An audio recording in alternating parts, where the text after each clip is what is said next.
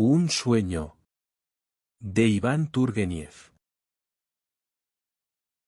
Por aquel tiempo, yo vivía con mi madre en una pequeña ciudad del litoral. Había cumplido 17 años, y mi madre no llegaba a los 35, pues se había casado muy joven. Cuando falleció mi padre, yo tenía solamente 6, pero lo recordaba muy bien. Mi madre era una mujer más bien bajita, rubia, de rostro encantador, aunque eternamente apenado, voz apagada y cansina, y movimientos tímidos. De joven, había tenido fama por su belleza, y hasta el final de sus días fue atractiva y amable. Yo no he visto ojos más profundos, más dulces y tristes, cabellos más finos y suaves, no he visto manos más elegantes. Yo la adoraba, y creo que ella también me quería.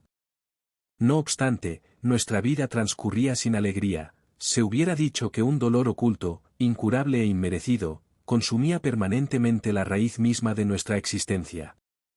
La explicación de aquel dolor, no estaba solo en el duelo por mi padre, aun cuando le fuese muy penoso sobrellevarlo, aun cuando mi madre lo hubiera amado con pasión, aun cuando honrara piadosamente su memoria.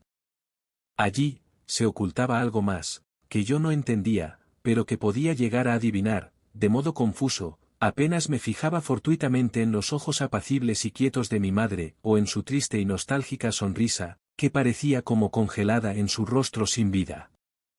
He dicho que mi madre me quería, sin embargo, había momentos en que me rechazaba, en que mi presencia le pesaba, y parecía hacérsele insoportable. Demostraba ella entonces, experimentar una especie de involuntaria repulsión hacia mí. Una aversión de la que luego se asustaba y arrepentía, espiándola con lágrimas y efusivas demostraciones de cariño. Yo, sin comprender, buscaba la causa de estos intempestivos brotes de hostilidad, en su delicada salud, y en las secuelas que la muerte de mi padre había dejado en su ánimo.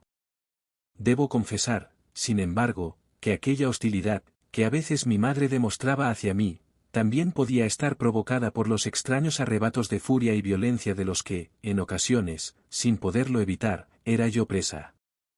No obstante, esa aversión no parecía ser consecuencia de los impulsos de maldad que a veces sentía nacer dentro de mí, y que ni yo mismo comprendía, pues su rechazo se daba muchas veces cuando más en paz me sentía yo. Mi madre vestía siempre de negro, como si guardase un luto eterno. Llevábamos un tren de vida bastante holgado, aunque apenas nos relacionábamos con nadie. Mi madre había concentrado en mí todos sus pensamientos y su solicitud. Su vida se había fundido con mi vida.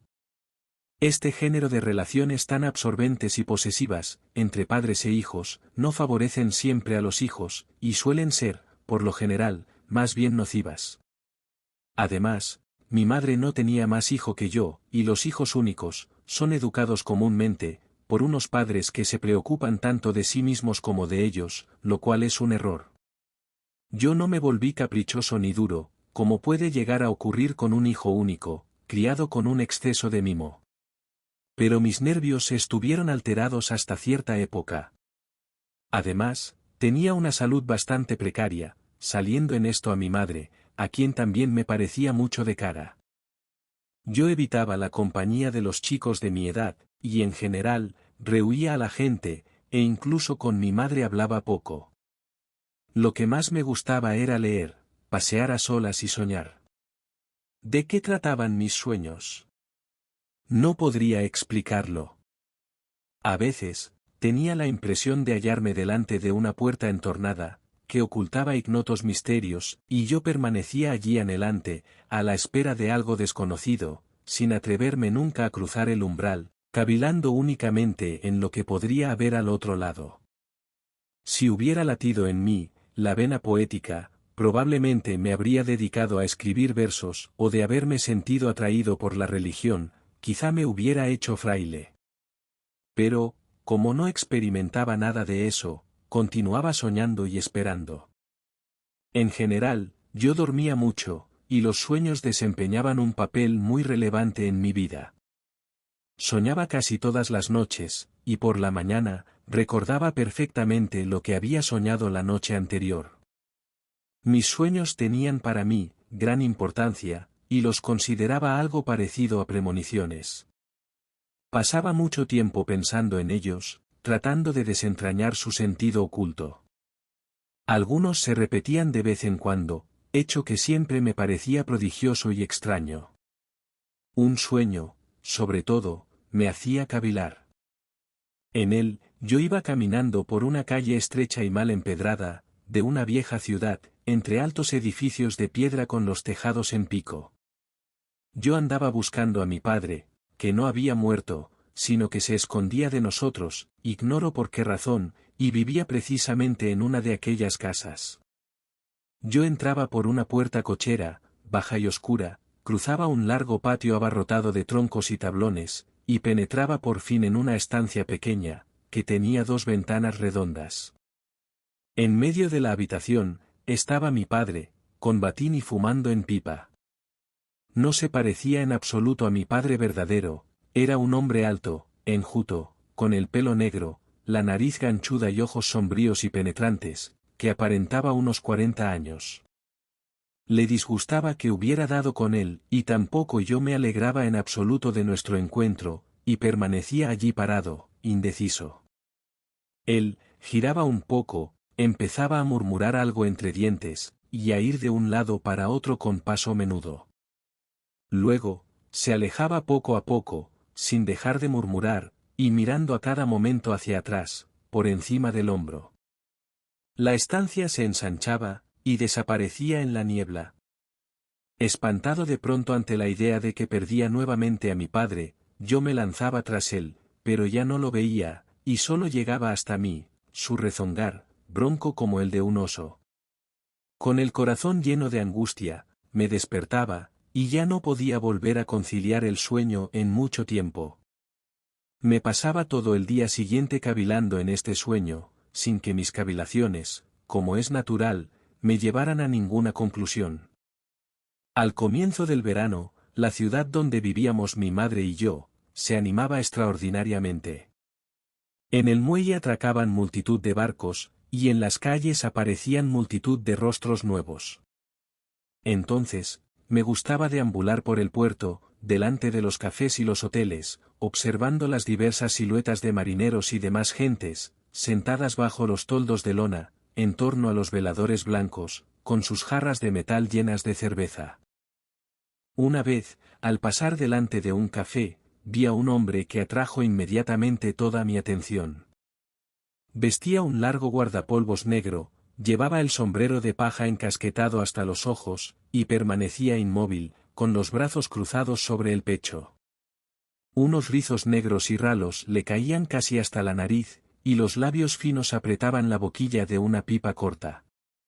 Este hombre me pareció tan conocido, mi recuerdo conservaba tan indudablemente grabado cada rasgo de su rostro moreno y bilioso, así como toda su figura, que no pude por menos de detenerme ante él, y preguntarme, ¿quién es este hombre, dónde le he visto? Probablemente, sintió mi atención fija sobre su persona, y levantó hacia mí, sus ojos negros y penetrantes. Cuando nuestras miradas se encontraron, no pude reprimir una exclamación ahogada. Aquel hombre era el padre a quien yo había visto en sueños. Imposible equivocarse. El parecido era demasiado rotundo. Incluso el largo guardapolvos que envolvía sus miembros enjutos, recordaba, por el color y el corte, el batín con que se me había aparecido mi padre. ¿Estaré dormido?, me pregunté. No. Es de día, hay multitud de gente alrededor, el sol brilla en el cielo azul, y lo que tengo delante de mí, no es un fantasma, es un hombre vivo. Me dirigí hacia una mesa desocupada, pedí una jarra de cerveza y un periódico, y me senté a escasa distancia de aquel ser misterioso. Con el periódico desplegado a la altura del rostro, seguí devorando con los ojos al desconocido, que apenas hacía un movimiento, y solo de tarde en tarde alzaba un poco la desmayada cabeza. Evidentemente, esperaba a alguien. Yo seguía observándole. A veces, me parecía que todo aquello era invención mía, que en realidad no existía la menor semejanza, que yo había cedido a una fantasía de mi imaginación. Pero aquel hombre giraba un poco en su silla de pronto, o alzaba ligeramente una mano, y de nuevo veía yo a mi padre nocturno delante de mí. Acabó por advertir mi pertinaz curiosidad, y después de mirarme, primero perplejo y luego contrariado, hizo intención de levantarse. Un pequeño bastón que tenía recostado contra la mesa, cayó entonces al suelo. Yo me precipité a recogerlo, y se lo entregué. El corazón me latía con fuerza.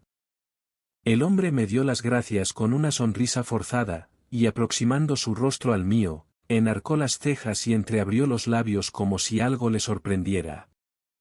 «Es usted muy amable, joven», pronunció de pronto con voz gangosa, áspera y dura. «Por los tiempos que corren, es cosa rara. Permítame que lo felicite, le han dado a usted una buena educación». No recuerdo exactamente lo que repliqué, pero pronto hubimos entablado conversación. Supe que era compatriota mío, que había vuelto recientemente de América, donde había vivido muchos años, y a donde regresaría en breve plazo. Se presentó con el título de barón, pero no pude captar bien el nombre. Lo mismo que el padre de mi sueño, terminaba cada una de sus oraciones con una especie de confuso murmullo interno. Se interesó por conocer mi apellido. Al oírlo, pareció sorprenderse otra vez, luego me preguntó si llevaba mucho tiempo residiendo en aquella ciudad, y con quién. Contesté que vivía con mi madre. ¿Y su señor padre? Mi padre falleció hace mucho, respondí. Preguntó el nombre de pila de mi madre, y al oírlo, soltó una risa extraña, de la que luego se disculpó, diciendo que se debía a sus modales americanos, y que, además, él era un tipo bastante raro. Luego tuvo la curiosidad de conocer la dirección de nuestro domicilio, que yo le revelé sin recelo alguno. La emoción que me había embargado al iniciarse nuestra plática, se aplacó gradualmente. Nuestro acercamiento me parecía algo extraño, pero nada más. No me agradaba la sonrisita con que el señor barón me interrogaba, ni tampoco me agradaba la expresión de sus ojos cuando me miraba, clavando en mí, sus brillantes pupilas, como si fuesen cuchillos. Había en ellos algo rapaz y protector, algo que sobrecogía. Aquellos ojos, yo no los había visto en mi sueño. ¿Qué rostro tan extraño tenía el varón? Marchito, cansado, pero aparentando al mismo tiempo menos años, lo que causaba una impresión desagradable. Mi padre nocturno tampoco estaba marcado por el profundo costurón, que cruzaba oblicuamente toda la frente de mi nuevo conocido, y que yo no advertí, hasta hallarme más cerca de él.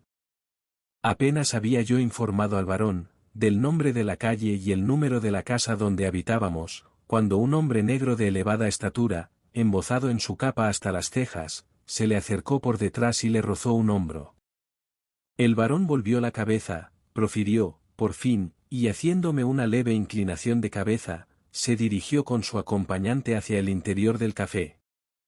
Yo seguí bajo el toldo, con la idea de esperar a que saliera el varón, no tanto para reanudar la conversación con él, pues en realidad no sabía de qué podríamos haber hablado, como para contrastar nuevamente mi primera impresión. Pero transcurrió media hora, luego una hora entera, y el varón no reaparecía. Penetré en el establecimiento, recorrí todas las salas, pero en ninguna parte vi al varón ni al hombre negro. Se conoce que se habían ausentado los dos, por la puerta de atrás. Se me había levantado un ligero dolor de cabeza, y para refrescarme, me encaminé a lo largo de la orilla del mar, hasta un vasto parque, plantado en las afueras unos 200 años atrás. Después de pasear un par de horas, a la sombra de los robles y los plátanos gigantescos, volví a casa. En cuanto aparecí en el vestíbulo, nuestra sirvienta corrió a mí, muy alarmada. Por su expresión, adiviné al instante que algo malo había sucedido en nuestra casa durante mi ausencia. Y así era. Supe que, hacía cosa de una hora, se escuchó de pronto un grito terrible en el dormitorio de mi madre. La sirvienta, que acudió corriendo, la encontró tendida en el suelo, sin conocimiento, y su desmayo había durado varios minutos. Mi madre recobró al fin el sentido, pero se vio obligada a acostarse, y tenía un aire asustado y extraño. No decía ni una palabra, no contestaba a las preguntas, y todo era mirar a su alrededor y estremecerse. La sirvienta envió al jardinero en busca de un médico. Llegó el doctor, le recetó un calmante, pero tampoco a él quiso decirle nada a mi madre. El jardinero afirmaba que a los pocos instantes de escucharse el grito en la habitación de mi madre, él había visto a un desconocido que corría hacia la puerta de la calle, pisoteando los macizos de flores. Vivíamos en una casa de una sola planta, cuyas ventanas daban a un jardín bastante grande. El jardinero no tuvo tiempo de fijarse en el rostro de aquel hombre, pero dijo que era alto, enjuto, llevaba un sombrero de paja muy encasquetado, y una levita de faldones largos. El atuendo del varón me pasó enseguida por la mente. El jardinero no pudo darle alcance, porque además, lo llamaron inmediatamente de la casa, y lo enviaron en busca del médico. Pasé a ver a mi madre. Estaba acostada, más blanca que la almohada sobre la que reposaba su cabeza. Sonrió débilmente al reconocerme, y me tendió una mano. Tomé asiento a su lado, y me puse a hacerle preguntas. Al principio, eludía las respuestas, pero acabó confesando haber visto algo que la asustó mucho. ¿Ha entrado aquí alguien?, le pregunté. No, se apresuró a contestar. No ha venido nadie, pero a mí me pareció, se me figuró. Calló, y se cubrió los ojos con una mano. Iba yo a decirle lo que había sabido a través del jardinero, y a contarle, de paso, mi encuentro con el varón, pero, ignoro por qué, las palabras no llegaron a salir de mis labios. Sin embargo, hice observar a mi madre que los fantasmas no suelen aparecerse de día. Deja eso, por favor, susurró. No me atormentes ahora. Algún día lo sabrás. De nuevo enmudeció. Tenía las manos frías, y el pulso acelerado e irregular. Le administré la medicina, y me aparté un poco para no molestarla. No se levantó en todo el día. Estaba tendida, quieta y callada, y solo de vez en cuando, exhalaba un profundo suspiro, y abría los ojos con sobresalto. Todos en la casa estaban extrañados. Al llegar la noche, le dio un poco de fiebre a mi madre, y me pidió que me retirase. Sin embargo, no me fui a mi cuarto, sino que me tendí sobre un diván de la habitación contigua. Cada cuarto de hora me levantaba, llegaba de puntillas hasta la puerta, y prestaba oído. Todo continuaba en silencio, pero no creo que mi madre conciliara el sueño en toda la noche. Cuando entré a verla a primera hora de la mañana, me pareció que tenía el semblante arrebatado, y un extraño brillo en los ojos. Durante el día pareció aliviarse un poco, pero al atardecer, volvió a subir la fiebre. Hasta entonces, había guardado un silencio pertinaz, pero de pronto, rompió a hablar con voz anhelante y entrecortada. No deliraba, sus palabras tenían sentido, aunque ninguna ilación.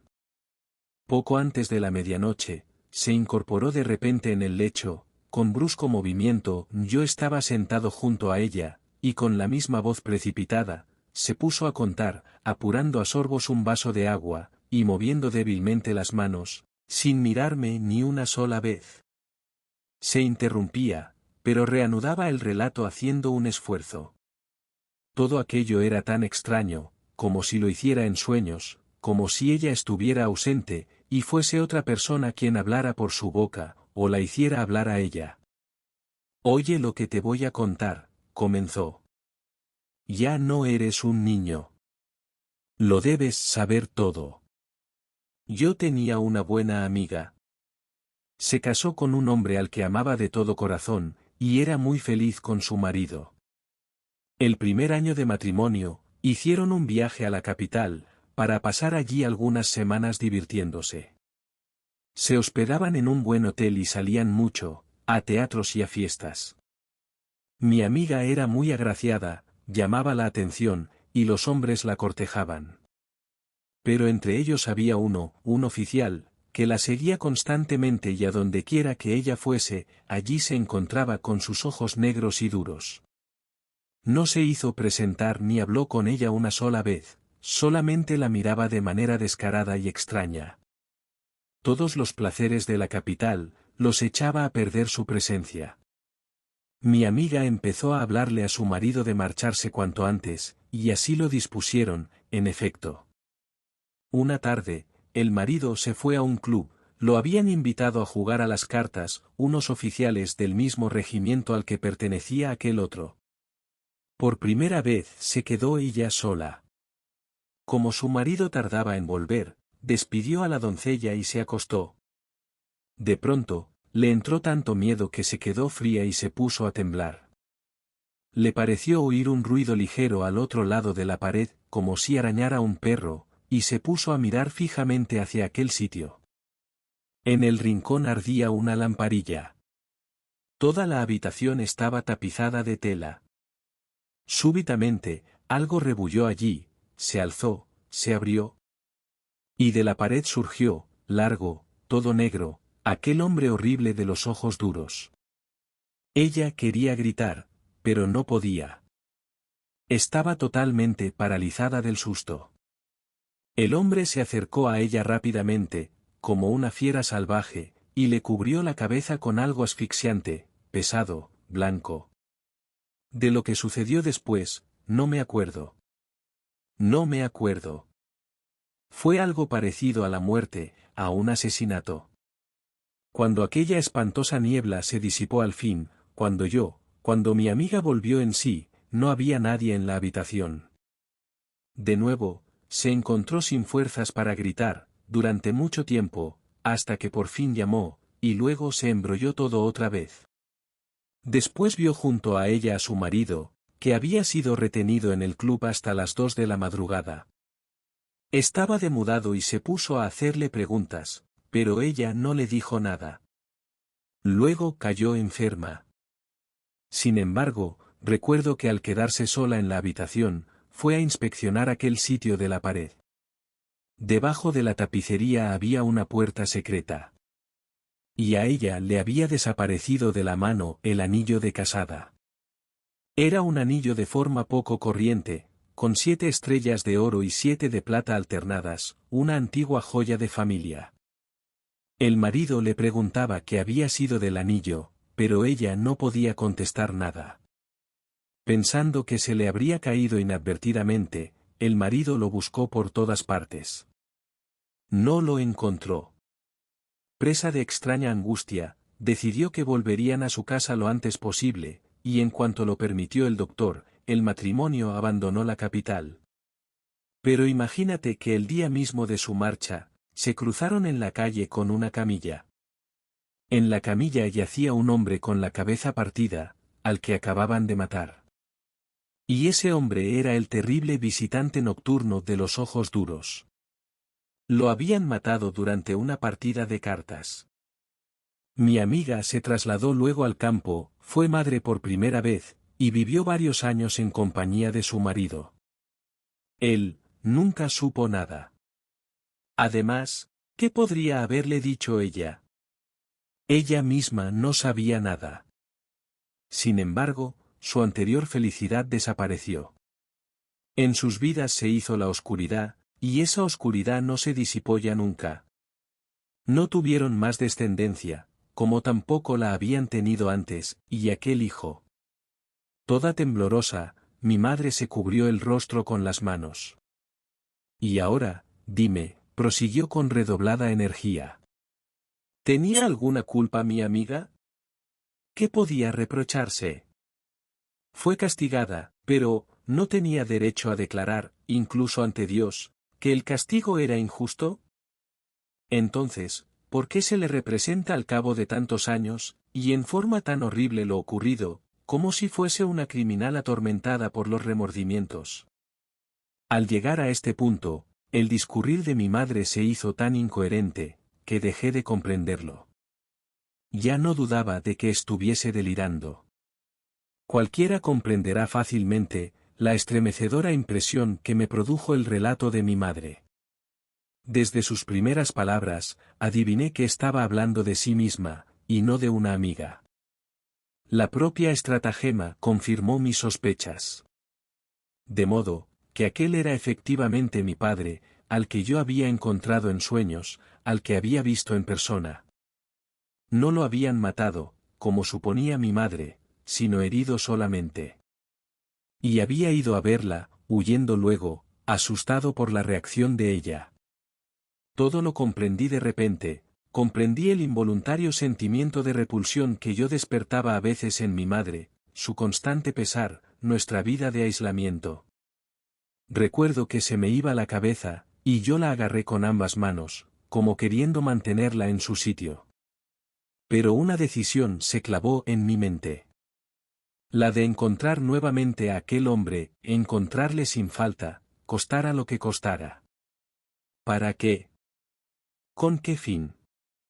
No me lo planteaba, pero el hecho de encontrarlo, de dar con él, se había convertido para mí, en cuestión de vida o muerte. A la mañana siguiente, se calmó por fin mi madre, cedió la fiebre y se quedó dormida. Después de encomendarla a los cuidados de la servidumbre, salí para iniciar mi búsqueda.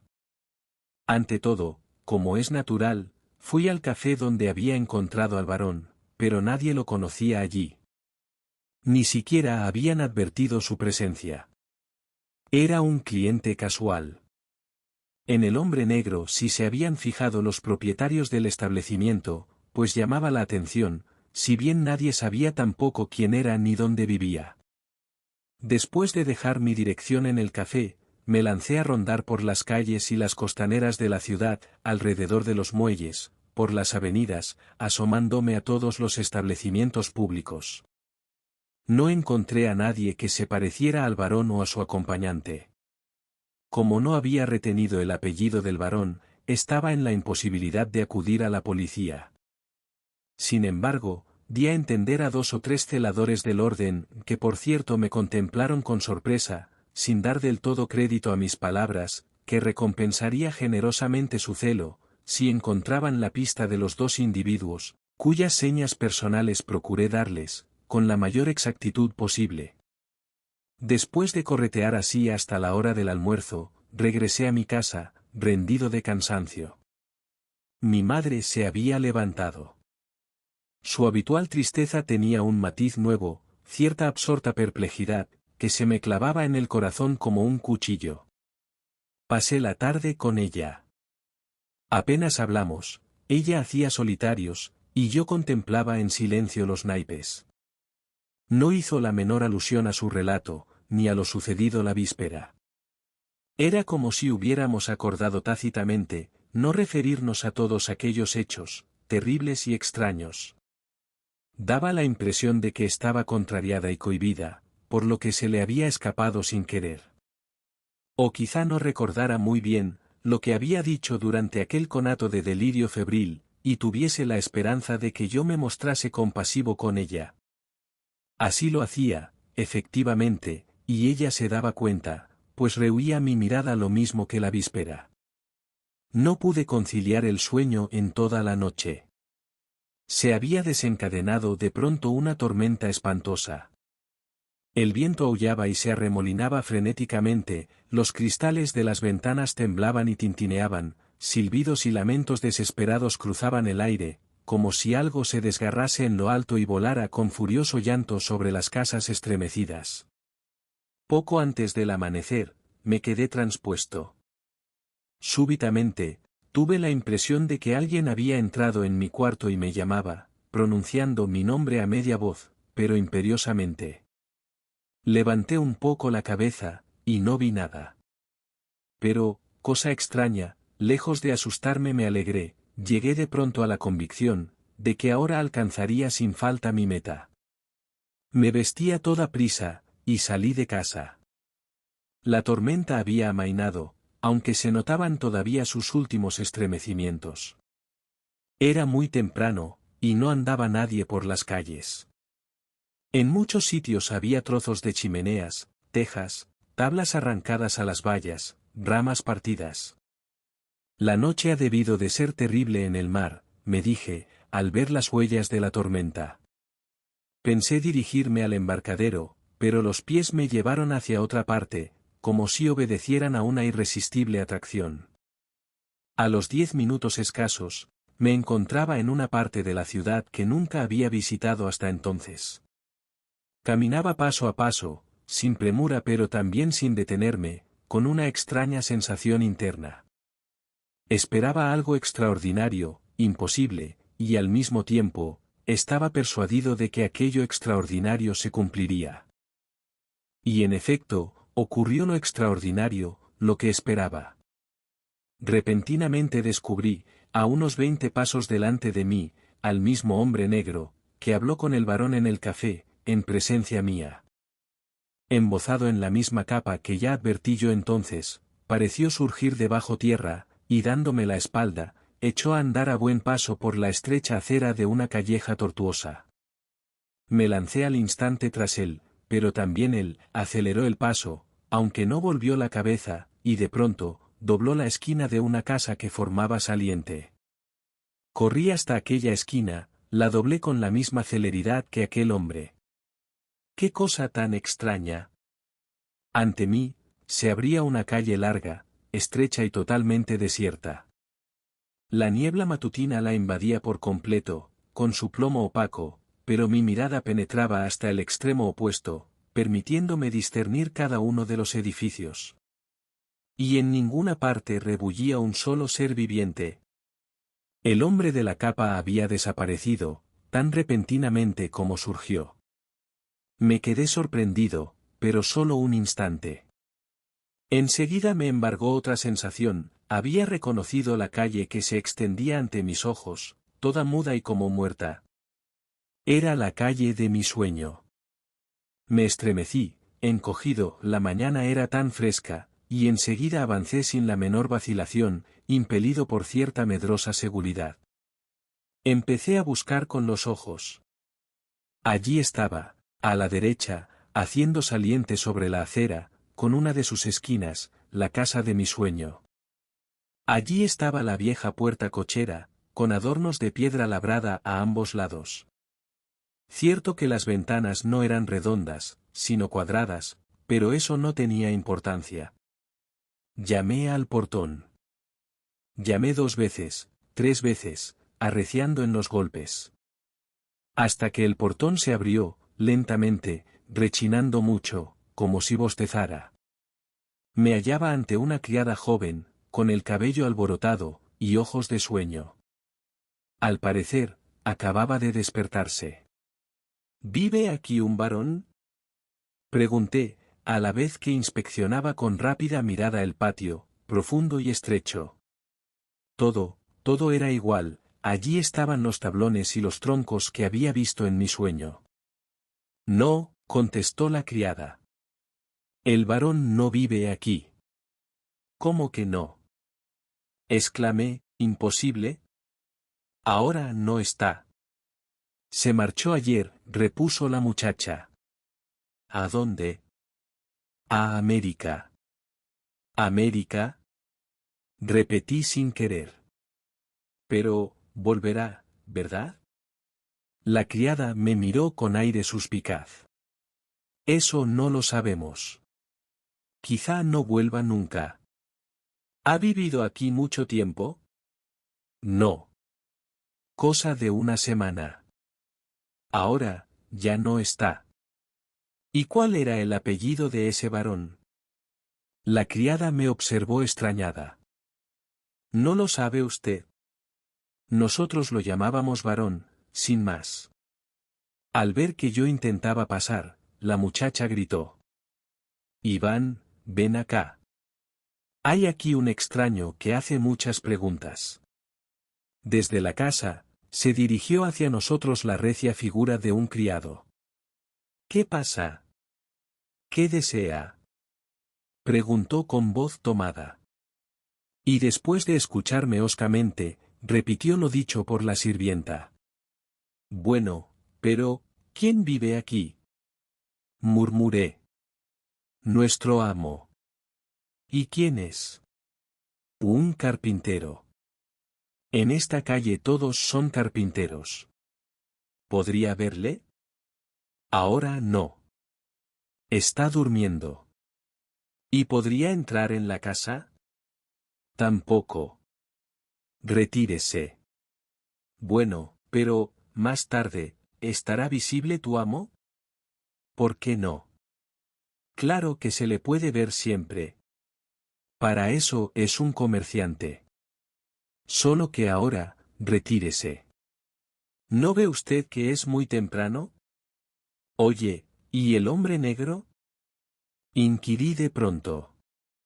El criado nos miró perplejo, primero a mí, y luego a la sirvienta. ¿A qué hombre se refiere? Profirió finalmente. Retírese, caballero. Puede usted volver luego, y hablar con el amo. Salí a la calle. El portón se cerró detrás de mí, pesada y bruscamente, sin rechinar esta vez. Me fijé bien en la calle y en la casa, y me alejé de allí, pero no hacia la mía. Me sentía como decepcionado. Todo lo que me había ocurrido era tan extraño, tan inusitado. Y por otra parte, el final resultaba tan absurdo. Yo estaba seguro, estaba persuadido, de que encontraría en aquella casa, la estancia que recordaba, y en ella, a mi padre, el barón, con su batín y su pipa. En lugar de eso, el amo de la casa era un carpintero, se le podía visitar cuantas veces se deseara, e incluso encargarle algún mueble, quizá. Y mi padre se había marchado a América. ¿Qué iba a hacer yo ahora? ¿Contárselo a mi madre, o enterrar por los siglos incluso el recuerdo de aquella entrevista? Era rotundamente incapaz de aceptar la idea, de que un principio tan sobrenatural y misterioso, pudiera conducir a un final tan descabellado y prosaico. No quería volver a casa, y eché a andar sin rumbo, dejando atrás la ciudad.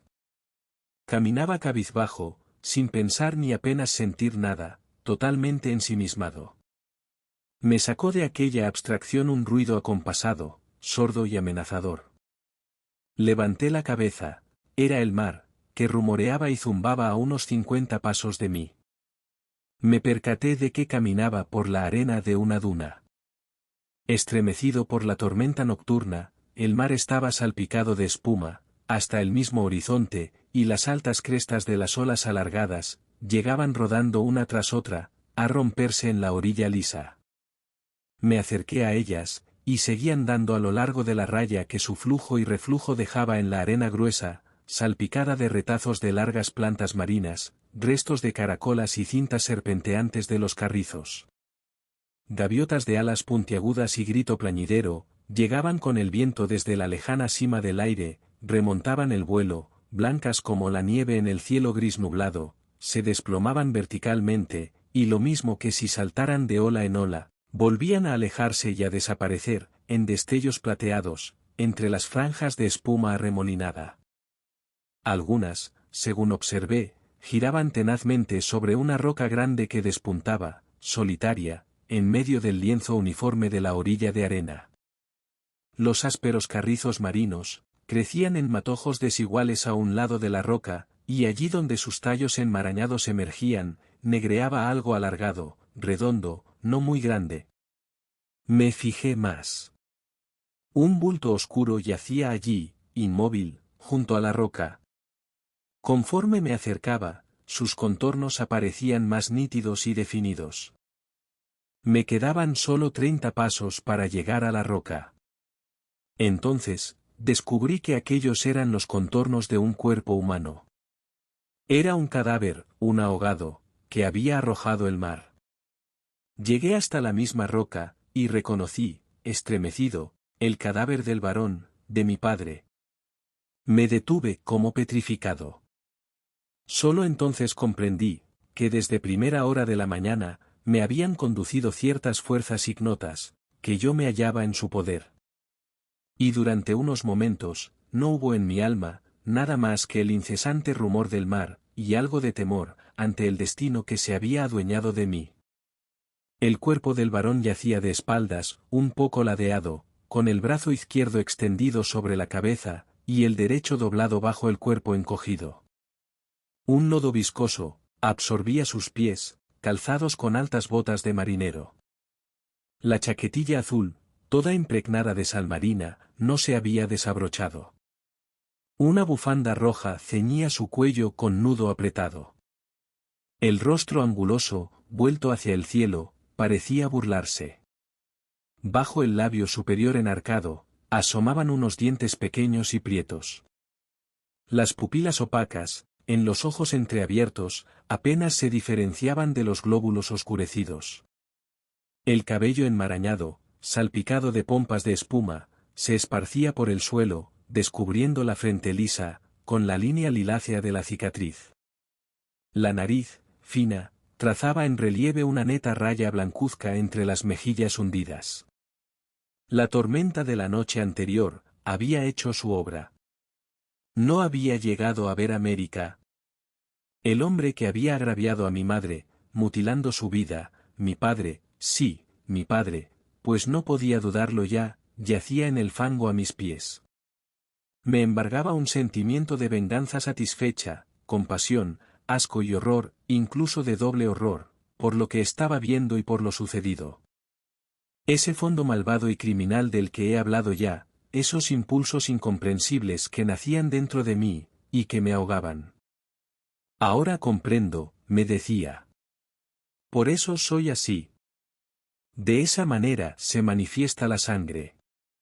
De pie junto al cadáver, lo contemplaba, atento por ver si se estremecían aquellas pupilas muertas, o temblaban aquellos labios helados. No. Todo estaba inmóvil. Incluso los carrizos, a donde lo había arrojado la marea, parecían estáticos, incluso las gaviotas, que se habían alejado volando. Y no se veía en ningún sitio ni un fragmento de nada, ni una tabla ni un aparejo roto. Vacío por todas partes. Solamente él, yo, y el mar, rumoreando a lo lejos. Miré hacia atrás. Idéntico vacío. Una cadena de colinas sin vida, recortándose sobre el horizonte. Y nada más. Me angustiaba dejar a aquel desdichado en semejante soledad, sobre el lodo de la orilla, como pasto para los peces y las aves. Una voz interior me decía que yo debía buscar y llamar a alguien, ya que no fuera para prestarle auxilio, de qué podría servir ya, al menos para retirarlo de allí, y conducirlo bajo techado. Pero un inefable pavor, me embargó de pronto. Me pareció, como si aquel hombre muerto supiera que yo había llegado allí, como si él mismo hubiese amañado aquel último encuentro, y hasta creí escuchar el sordo murmullo de otras veces. Precipitadamente, me aparté un poco, de nuevo miré hacia atrás. Un objeto brillante llamó mi atención, y me hizo detenerme. Era un anillo de oro, en la mano extendida del cadáver. Reconocí el anillo de matrimonio de mi madre. Recuerdo el esfuerzo que me impuse, para volver sobre mis pasos, acercarme, e inclinarme. Recuerdo el contacto viscoso de los dedos, recuerdo cómo jadeaba, cerraba los ojos y rechinaba los dientes, al tirar del anillo que se resistía. Por fin cedió, y yo emprendí una carrera, alejándome de allí a toda prisa, perseguido por algo que intentaba darme alcance y apresarme. Todo lo sufrido y experimentado, se reflejaba probablemente en mi rostro cuando volví a casa.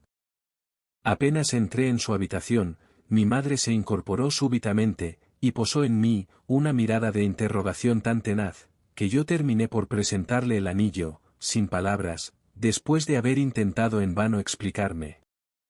Ella se puso horriblemente pálida, sus ojos se abrieron mucho, desorbitados y sin vida. Exhaló un grito débil, me arrebató el anillo, vaciló y cayó sobre mi pecho, donde quedó como paralizada, vencida la cabeza hacia atrás, y mirándome con aquellos ojos dementes muy abiertos. Yo rodeé su cintura con mis brazos, y allí mismo, sin moverme y sin prisa, le referí todo a media voz, mi sueño, el encuentro, todo. No le oculté el menor detalle. Ella me escuchó hasta el final. No pronunció ni una palabra, pero su respiración se hacía más agitada, hasta que sus ojos se animaron de pronto, y bajó los párpados. Luego se puso el anillo en el dedo, y apartándose un poco, buscó un chal y un sombrero. Le pregunté a dónde pensaba ir. Levantó hacia mí una mirada sorprendida, y quiso contestarme, pero le falló la voz. Se estremeció varias veces, frotó sus manos una contra otra, como intentando calentarlas, y al fin profirió: «Vamos allá ahora mismo». «¿A dónde, madre?» «¿Dónde está tendido? Quiero ver, quiero saber, lo sabré». Intenté disuadirla, pero estuvo a punto de sufrir un ataque de nervios. Comprendí que era imposible oponerse a su deseo, y salimos juntos. De nuevo caminaba yo por la arena de la duna, pero esta vez no iba solo. El mar se había retirado, alejándose más. Se calmaba, pero, aunque debilitado, todavía era pavoroso y tétrico su rumor. Por fin, se divisaron la roca solitaria y los carrizos. Yo miraba con atención, tratando de discernir el bulto tendido en tierra, pero no veía nada. Nos acercamos más. Yo aminoraba instintivamente el paso. Pero, ¿dónde estaba el cuerpo, inmóvil? Solo los tallos de los carrizos resaltaban en oscuro, sobre la arena ya seca. Llegamos hasta la propia roca. El cadáver no aparecía por ninguna parte, y solo en el lugar donde estuvo tendido, quedaba todavía un hoyo que permitía adivinar el sitio de los brazos y las piernas. Los carrizos parecían aplastados en torno, y se advertían huellas de pisadas de una persona, que cruzaban la duna, y desaparecían luego, al llegar a un rompiente de rocas. Mi madre y yo nos mirábamos, asustados de lo que leíamos en nuestros rostros. ¿Se habría levantado, y se habría marchado él solo? Pero, ¿no lo viste tú muerto?, preguntó mi madre en un susurro. Yo solo pude asentir con la cabeza. No habían transcurrido ni 3 horas, desde que yo tropecé con el cadáver del varón. Alguien lo descubriría, y lo retiraría de allí. Había que buscar al que lo hubiera hecho, y enterarse de lo que había sido de él. Mientras se dirigía hacia el sitio fatal, mi madre estaba febril, pero se dominaba.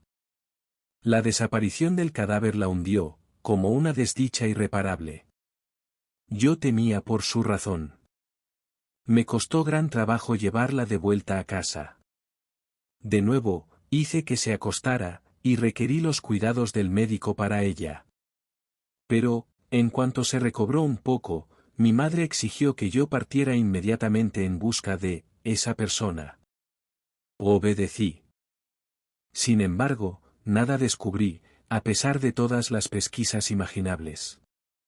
Acudí varias veces a la policía, visité todas las aldeas próximas, puse anuncios en los periódicos, fui buscando datos por todas partes, pero en vano. Me llegó la noticia de que habían llevado a un náufrago a uno de los pueblos de la costa. Allá fui corriendo, pero lo habían enterrado ya, y por las señas, no se parecía al varón. Me enteré del barco que había tomado para irse a América. Al principio, todo el mundo estaba persuadido de que se había ido a pique durante la tempestad. Sin embargo, al cabo de algunos meses, empezaron a cundir rumores, de que lo habían visto anclado en el puerto de Nueva York. No sabiendo ya qué emprender, me puse a buscar al hombre negro que había visto acompañando al varón, ofreciéndole a través de los periódicos una recompensa bastante fuerte, si se presentaba en nuestra casa.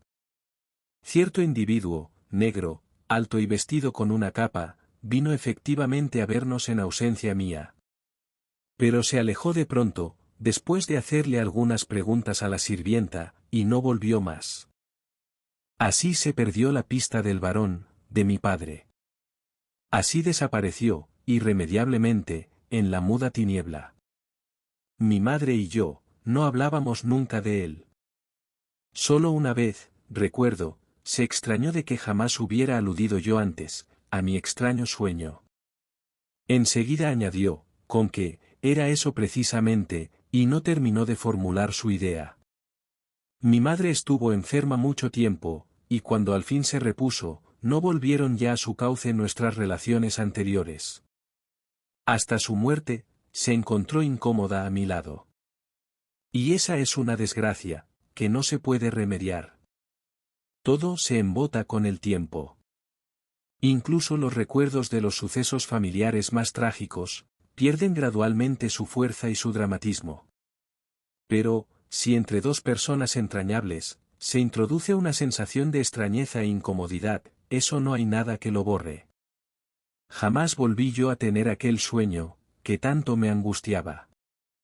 Ya no veía a mi padre, pero en ocasiones, se me figuraba, y aún ahora se me figura, escuchar en sueños, alaridos lejanos, y tristes lamentos inextinguibles.